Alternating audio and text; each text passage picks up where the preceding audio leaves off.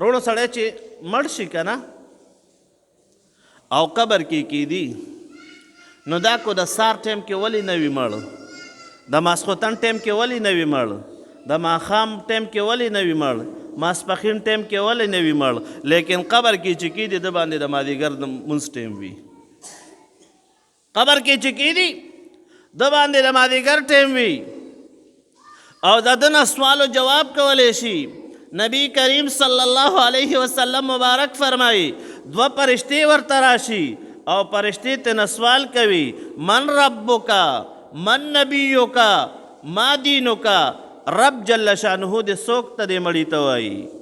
نو که چېرته دنیا کې د مسلمانۍ ژوند تیر کړی وي د الله پاک جل شانه د تابعدارۍ ژوند دې تیر کړی وي د نبی کریم صلی الله علیه وسلم مبارک د سنتو په اتباع کې ژوند تیر کړی وي دا به وایي ربي الله زما رب خو الله جل شانه ده نبی محمد صلی الله علیه وسلم زما نبی مهربان صلی الله علیه وسلم خو محمد عربی صلی الله علیه وسلم ده دا ولې وروڼو هغه په دنیا کې د هغه په مبارکو سنتو ژوند تیر کړی وي او بیا وایي دینی الاسلام زه خو زما دین خو اسلام ده زما ګیره خو په اسلام کې سپینه شوې ده زما لباس خو په اسلام کې جوړ شوی ده زما ژوند خو په اسلام کې تیر شوی ده دا به وایي دینی الاسلام علماء کرام فرمایي دغه تپوسونه چې کیږي دا د مازدیګر د مانځه ټیم وي د مازدیګر د مونځ یو حکمت دا و چې جناب حضرت آدم علیه السلام مبارک نه په هیرې سره بوټي ته نږدې سو نو خدای پاک جل شانه په جناب حضرت آدم علیه السلام مبارک د هغې نه د توبې په طور باندې مونځ کولو د خدای پاک جل شانه نه معافي غوښتله الله پاک جل شانه په دې امت باندې 4 رکعاته فرض د مازدیګر فرض کړل او دا علماء کرام فرمایي چې کم مسلمان دنیا کې د مازدیګر مونځ کوي نه دونه که په هیره څه ګناهونه وشي غلطیانې وشي خدای پاک جل شانه یې ګورې ټول د دې مازدیګر د مونځ په برکت سره معاف کړي او کم سړی چې د ماښام علماء کرام فرمایي د مازدیګر د مونځ بل حکمت ذکر کوي ښه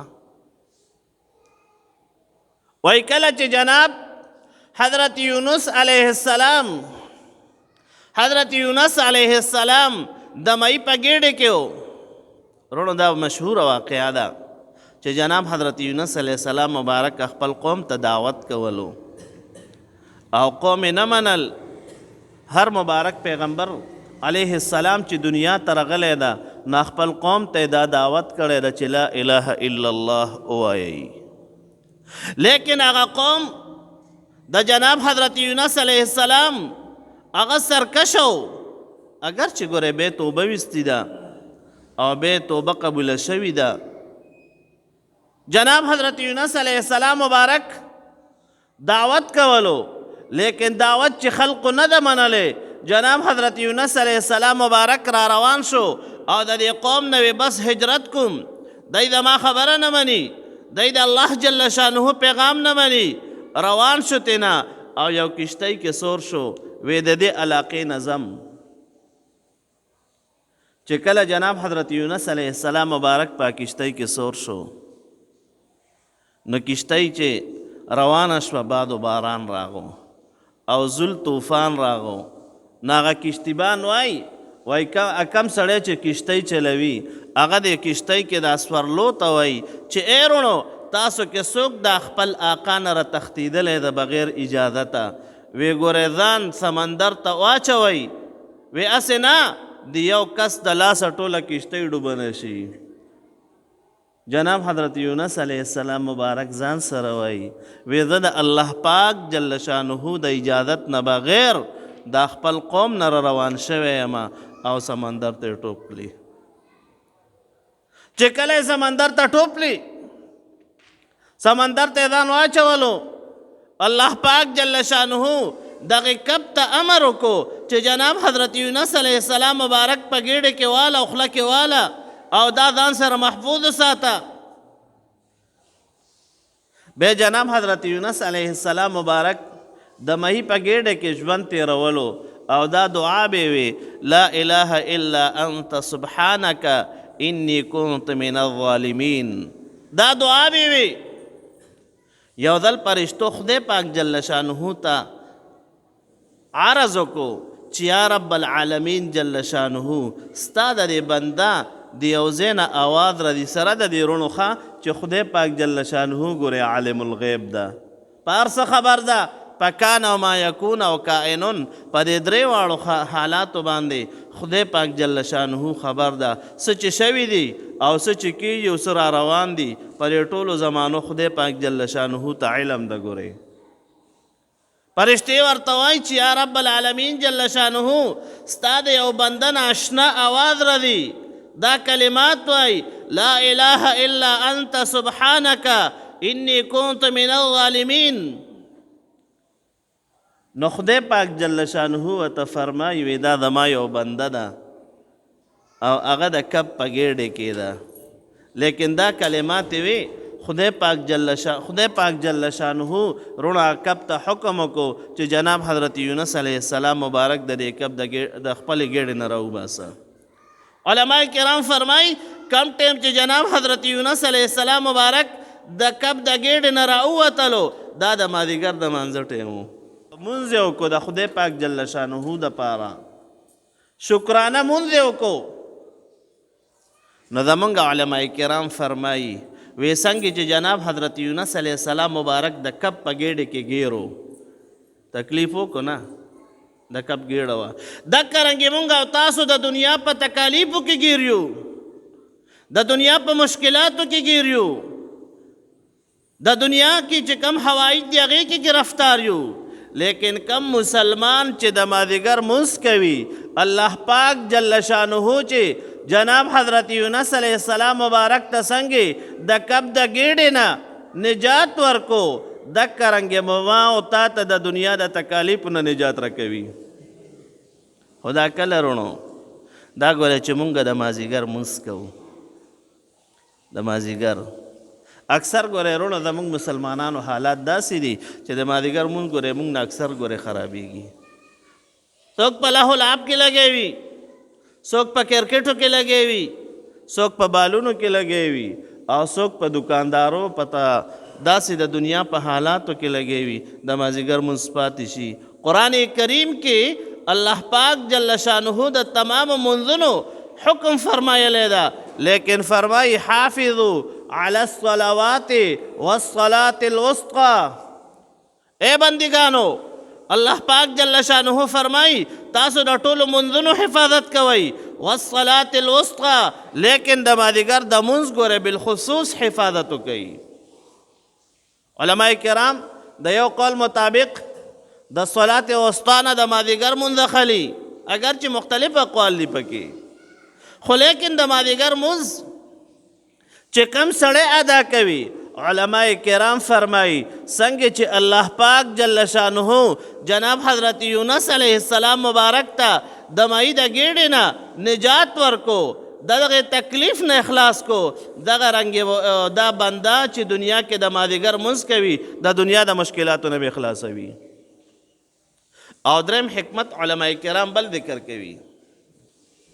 روڼو سړی چې مړ شي که نه او قبر کې کیدي نو دا کو د سار ټیم کې ولی نه وي مړ، د ماسخوتن ټیم کې ولی نه وي مړ، د ماښام ټیم کې ولی نه وي مړ، ماسپښین ټیم کې ولی نه وي مړ، لیکن قبر کې چې کیدي د باندې د مازدیګر د منځ ټیم وي.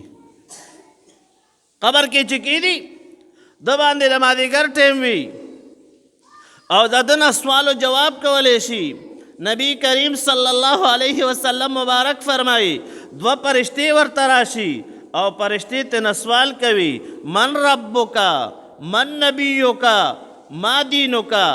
رب جل شانه دې څوک ته دې مړي ته وایي. نو که چېرته دنیا کې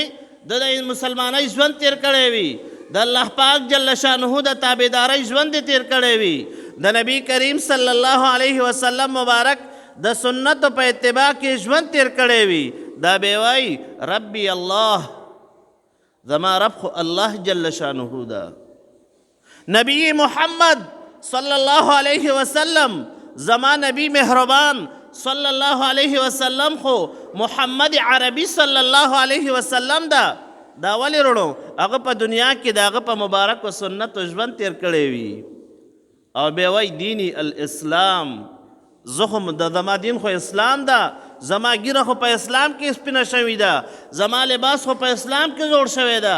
زما ژوند خو په اسلام کې تیر شوی ده دا به وایي دینی الاسلام. علماء کرام فرمایي دغه تپوسونه چې کیږي دا د مازدیګر د مانځه ټیم وي کو بندار ټیم مړ وي ښه ته ماسخوتن بانګ والې ماسخوتن جمع نه پس ولې مخه خوا د سحر مالې ولې مخه خوا لیکن قبر کې چې مرده کېښودلی شي په دغې مرده باندې د مازدیګر د مانځه ټیم وي او کم مسلمان چې دنیا کې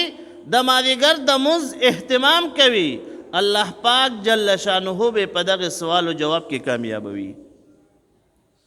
رونه دغه کې چې څوک کامیاب شو به کامیاب ده ګورئ هغه ته به کامله کامیابی نصیب کیږي. دغه سوال او جواب کې چې څوک کامیاب شي نبی کریم صلی الله علیه وسلم مبارک فرمایي فرشتي ورته وایي نم کنومت العروس ودشه لکه د لومبۍ شپې ناوې چې وده وي داسې په خوشحالو کې خوبونه کوي به قسم د بیا قیامت راشي قیامت او د مؤمن نه تپوس کیږي کم لبثته څومره عمر دې تیر کړی ده دا وایي لبثت یوما او بعد یوم یا خو مې یو ورځ تېره کړه یا مې د ورځې څه حصه تېره کړه زرګونه کاله به شوي وي. اولې وروڼو دته قبر کې آرام ملاو شوی وي دته قبر کې راحت ملاو شوی وي دته قبر کې د الله پاک جل شانه د طرف نه انعامات ملاویږي. خدا کله وروڼو کله دا چې مسلمان د مازدیګر مونځ ادا کوي